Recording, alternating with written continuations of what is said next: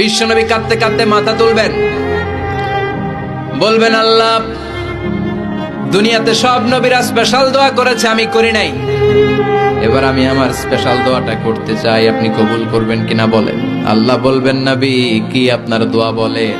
বিশ্বনবী বলবেন, আমার একটা উম্মত যার অন্তরের মধ্যে যাররা পরিমাণ ঈমান আছে, একবার আপনারে আল্লাহ বলে ডেকেছে, একবার আমি বিশ্বনবীর উপর দুরূদ পড়েছে, একবার শাহাদাতের বাণী আমার যে গুনাহগার উম্মত দুনিয়ার বুকে থেকে ঘোষণা দিয়েছে, ওই একটা উম্মত যদি জান্নাতে ঢুকতে না পারে, আপনি আমারে জান্নাতে ঢুকাতে পারবেন না।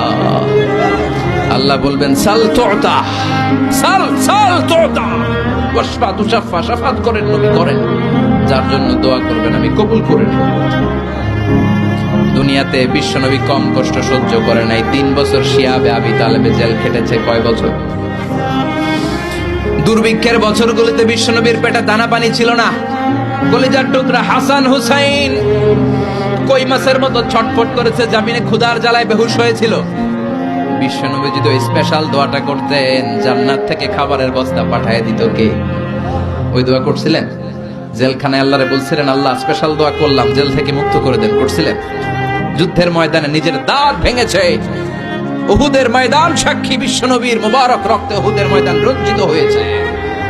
সেদিনও বিশ্বনবী ওই দোয়াটা করে নাই। চিল্লায় বলেন ঠিক কিনা? তায়েফের ময়দানে বিশ্বনবী কয়েকটা জায়গায়, 3 জায়গায় বেহুশ হলেন। বিশ্বনবীর মুবারক দেহ বেয়ে রক্ত ঝরলো। ওই কঠিন বিপদের দিনও বিশ্বনবী এই দোয়াটা করেছেন নাকি? কথা বলেন।